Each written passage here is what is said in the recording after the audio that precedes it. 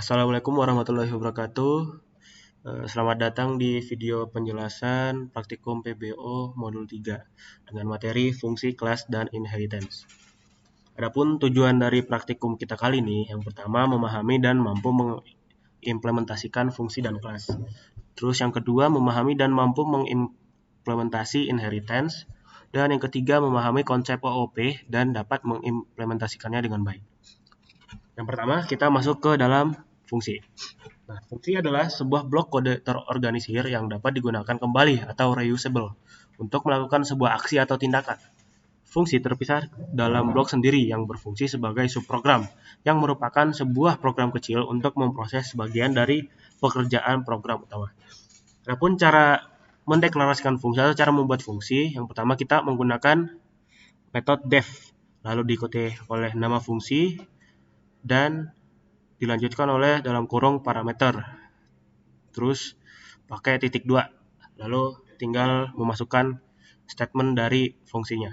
Terus untuk memanggilnya kita tinggal memasukkan nama fungsi dalam kurung parameter ke jenis-jenis fungsi berdasarkan return.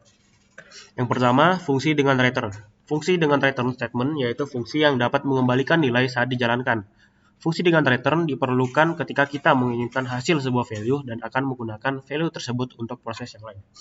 Nah, bisa kita lihat pada source code ini, di sini ada fungsi kali dengan parameter a, b. Nah, di dalam fungsinya kita mereturn a dikali b. Nah, terus hasil dari fungsi ini kita masukkan ke dalam hasil. Nah, itu dia contoh dari return. Maka 4 kali 4,5 menghasilkan 20. Nah, kalau yang kedua ada fungsi tanpa return. Fungsi tanpa return adalah fungsi yang tidak mengembalikan nilai saat dipanggil. Untuk membuat fungsi tanpa return, kita tidak perlu menyertakan perintah return di bagian akhir fungsi. Bisa kita lihat pada fungsi kali a, b ini, dia tidak ada return di dalamnya, tetapi hanya perintah print hasilnya adalah. Jadi dia tidak mengeluarkan value dari dalam fungsinya. Dan ketika kita panggil kali 4,5 dia hasilnya sama. Hasilnya adalah 20. Selanjutnya kita masuk ke jenis-jenis variabel. Yang pertama ada variabel lokal. Dalam pemrograman Python, variabel lokal merupakan variabel yang dideklarasikan di dalam sebuah fungsi. Nah, variabel lokal juga ini hanya dapat diakses pada fungsi tempat variabel tersebut dibuat, sehingga jika kita menggunakan variabel tersebut di luar fungsi akan terjadi error pada program. Nah, kita bisa lihat di sini ada fungsi sebut nama. Ketika di run, kita di sini masih variabel nama ini berada di dalam def, maka dia adalah variabel lokal. Nah, ketika kita nge-run, dia masih bisa diakses dari dalam. Nah, kita coba kalau kita memanggilnya dari luar fungsinya. Nah, kita bisa lihat di sini akan terjadi error karena variabel nama ini adalah merupakan variabel lokal, tetapi kita memanggilnya dari luar fungsinya. Nah, selanjutnya ada variabel global. Nah, variabel global adalah variabel yang dideklarasikan di luar fungsi atau dalam lingkup global. Karena variabel ini bersifat global, variabel global dapat diakses di luar ataupun di luar suatu fungsi. Nah, jadi pada source code ini, variabel nama ini dideklarasikan di luar dari fungsi. Oleh karena itu, dia merupakan variabel global. Nah, ketika kita run, dia bisa diakses dari dalam fungsi dan juga dari luar fungsinya. Oke, selanjutnya kita masuk ke kelas. Pada bahasa pemrograman Python, kelas didefinisikan sebagai keyword class. Dengan mengimplementasikan kelas, kita dapat membuat suatu objek. Objek adalah instance atau representasi dari sebuah kelas. Jika kelas adalah sebuah cetakan, maka objek adalah hasil dari cetakan tersebut. Nah, adapun cara membuat kelas yaitu kita menggunakan metode kelas, terus diikuti dengan nama kelasnya, lalu titik 2. Nah, di dalam kelas kita memasukkan fungsi, yaitu fungsi init dan parameternya. Lalu titik 2 dan diikuti oleh statementnya. Nah, terus untuk membuat objek kelas, kita tinggal masukkan nama objek sama dengan nama kelas lalu atributnya. Sini ada contoh dari pembuatan kelas. Di sini merupakan kelas mahasiswa yang di dalamnya ada fungsi init dengan atribut self, nama, jurusan. Nah, di sini kita membuat objek kelas. Dia dari kelas mahasiswa ini kita masukkan ke mahasiswa 1. Lalu ketika kita print, dia akan mengeluarkan isi dari kelas mahasiswa atribut nama dan kelas mahasiswa atribut jurusan. Selanjutnya menjalankan fungsi kelas pada sebuah objek. Kita bisa lihat di sini ada kelas persegi untuk mencari berapa luas dan keliling dari persegi tersebut. Nah, di sini kita ada fungsi init, yaitu untuk mengambil atribut dari luar. Selanjutnya ada fungsi luas untuk menghitung luas dan fungsi keliling untuk menghitung keliling dari perseginya. Nah, untuk menjalankan fungsi kelas pada sebuah objek, kita sama kayak tadi, kita masukkan nama objek sama dengan nama kelasnya, terus diikuti oleh atribut, atau di sini kita masukkan sisi persegi yang ingin kita hitung. Lalu kita memanggil fungsi yang ada di dalam kelasnya, print persegi 1 titik luas. Dia akan menjalankan fungsi luas yang ada di dalam kelas persegi, lalu mengeluarkan return ini, yaitu sisi kali sisi. Dan sama dengan ini, print persegi 1 titik keliling, dia akan menjalankan fungsi keliling yang akan menghitung keliling dari persegi. Nah, karena kita memasukkan sisi dari persegi ini adalah 5, maka luasnya akan menghasilkan 25 dan kelilingnya akan menjadi 20. Selanjutnya kita akan masuk ke kelas inheritance. Inheritance adalah sebuah proses di mana sebuah kelas mengambil semua properti dan semua metode dari kelas lain. Syarat penggunaan konsep inheritance pada Python adalah terdapat superclass atau kelas induk dan subclass atau kelas turunan. Jika kelas B diturunkan dari kelas A, maka B mewarisi sifat-sifat atau daftar atribut dan metode yang dimiliki oleh kelas A. Nah, untuk cara inheritance kita tinggal menggunakan metode kelas, lalu nama kelas turunannya, lalu atributnya diisi oleh nama kelas induk yang ingin kita ambil atributnya. Untuk contohnya bisa di sini. Sini ada kelas satuan yang isinya itu merupakan sisi. Nah, selanjutnya ada yang kelas satuan ini merupakan kelas induk atau superclass. Nah, di sini ada kelas persegi dalam kurung satuan. Nah, kelas persegi ini akan mengambil atribut dari kelas satuan. Oleh karena itu, kelas persegi merupakan subclass. Nah, di dalam kelas persegi juga ada fungsi init untuk mengambil atribut dari kelas satuan dan juga fungsi luas untuk menghitung luas dari persegi. Dan kita coba sini untuk meran persegi untuk print persegi 1 titik luas, dan dia akan menghasilkan nilai 36. Selanjutnya kita akan lanjut ke access modifier inheritance. Nah, ketika menurunkan sebuah kelas, kita harus memberi sebuah access modifier untuk kelas induknya. Nah, access modifier tersebut akan mempengaruhi jenis akses pada variabel dan metode yang diturunkan. Ada 3 jenis inheritance berdasarkan access modifier pada Python. Jadi akses modifier itu ada 3 jenis ya. Yang pertama itu ada public, lalu yang kedua itu ada protected, dan yang ketiga itu ada private. Nah, untuk publik itu, jadi kelas yang udah kita buat, di sini contohnya itu ada kelas induk.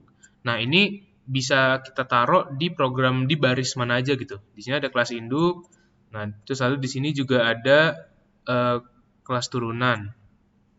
Nah, di sini bisa lihat ada kelas induk, ada variabel angka sama dengan 1. Ini itu adalah contoh akses publiknya, ini angka. Lalu di sini ada fungsi lagi, fungsi coba print, lalu di bawahnya itu diisi print angka sama dengan, lalu kita deklarasi self.angka.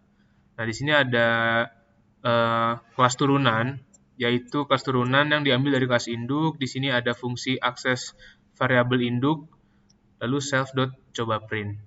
Nah, di sini kalau kita lihat, nah ini masuk ya. Jadi angka 1 ini itu dia masuk ke kelas turunan. Jadi dia itu publik, bersifat publik, dan bisa diakses di mana saja dan kapan saja. Selanjutnya ada protected. Nah, jadi konsep dari protected ini kelas akses yang udah kita buat itu kita tandain dengan satu tanda underscore sebelumnya.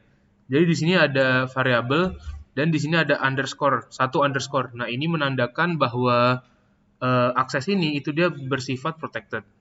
Ya, di sini ada underscore angka sama dengan 1. Lalu kita bikin fungsi underscore coba print angka self dot underscore angka. Di sini ada kelas turunan, lalu di sini juga ada fungsi lagi akses variabel induk self dot underscore coba print. Nah, namun kalau kita lihat, nah di sini angkanya itu masih masuk ya. Dia tuh di sini masuk di baris print ini masuk, terus di sini juga masuk. Kenapa?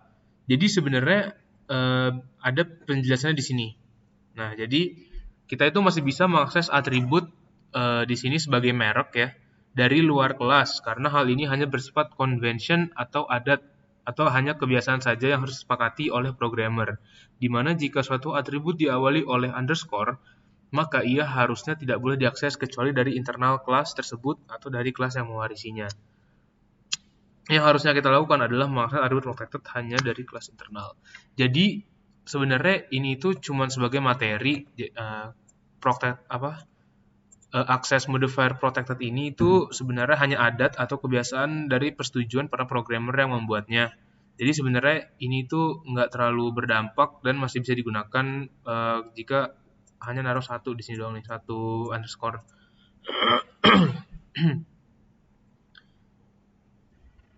Lalu selanjutnya itu akses modifier yang terakhir yaitu privat. Nah, jadi pada kelas privat ini akses yang kita buat itu variabelnya di sebelum variabelnya itu kita taruh 2 underscore. Nah, di sini kan ada 1, 2. Nah, ini ada 2 underscore di sini. Lalu baru kita tulis variabelnya angka sama dengan 1. Nah, nanti angka ini nggak bisa diakses di luar dari fungsi ini atau fungsi turunannya. Jadi dia cuma bisa diakses di sini doang. Nah, ini sih harusnya mereka nggak kebaca. Harusnya error. Oke, nah ini dibuka dulu baru error. Nah, jadi ini harusnya di sini itu di print sini itu harusnya dia error, nggak kebaca karena dia dalam bentuk privat. Nah, tuh error. Yang bisa dibaca cuman yang dari bagian dari kelasnya doang dan kelas turunannya.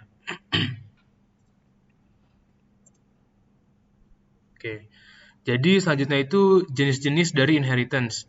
Jadi inheritance itu ada beberapa jenis. Yang pertama itu single inheritance. Single inheritance ini memungkinkan kelas turunan untuk mewarisi properti dari satu kelas orang tua, sehingga memungkinkan penggunaan kembali kode dan penambahan fitur baru ke kode yang ada. Jadi singkatnya itu kelas yang kita buka ini, kelas A di sini superclass, itu bisa kita taruh di subclass, kelas turunan. Nah, contohnya di sini. Di sini kita ada kelas induk satuan, lalu di sini ada fungsi dan parameternya. Nah, di sini ada self dot variable cc sama dengan 6. Nah, di sini ada kelas turunan subclass yang kita isi juga dengan fungsi dan parameternya super.init. Nah, di sini ada program untuk menghitung luas, yaitu fungsi parameter kita return self.cc dikali self.cc. Nah, ini untuk pemanggilannya. Pemanggilannya persegi 1 sama dengan kita manggil fungsi persegi ya. Ini kita panggil fungsi persegi, lalu kita print. Nah, print 36 ya, benar ya jadinya. 6 kali 6 sama dengan 36. Selanjutnya adalah multiple inheritance. Jadi ketika sebuah kelas dapat diturunkan lebih dari satu kelas utama. Dalam multiple inheritance, semua fitur dari kelas utama dapat diwarisi ke dalam kelas turunannya. Jadi kita bisa mengambil dua kelas induk dan menaruhnya kepada satu subkelas atau satu kelas turunan. Di sini ada kelas A, kelas B, dan kelas C. Di mana kelas C akan mengambil nilai dari kelas A dan kelas B. Nah, di sini ada kelas induk ayah dan juga kelas induk ibu. Nah, di sini ada subclass anak yang akan mengambil parameter ayah dan juga yang akan mengambil parameter dari fungsi ayah dan juga fungsi ibu. Kelas ayah dan kelas ibu. Nah, di sini programnya. Nah, tuh. Jadi di sini ada anak.1 dipanggil kelas anak, lalu anak 1 dot fungsi sebut nama, dan di sini juga sebut ayah dan sebut ibu. Nah, jadi Ilham, Dedi, dan Mami.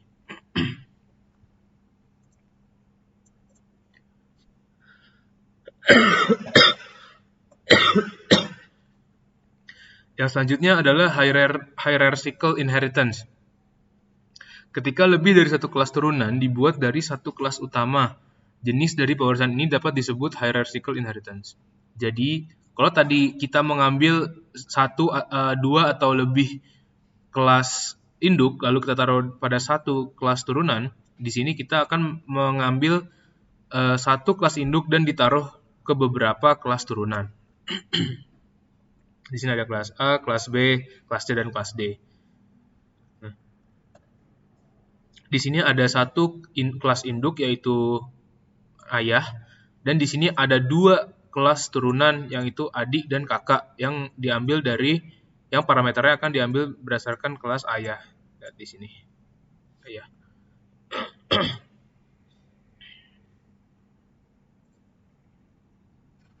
Nah, di sini akan ditampilkan Dodi untuk ini ya. Dodi, Dedi, dan di sini juga akan ditampilkan Budi, Dedi.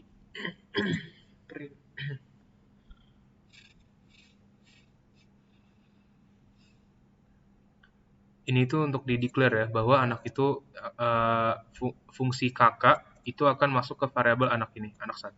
Jadi kita bisa panggil variabel dot fungsi ini.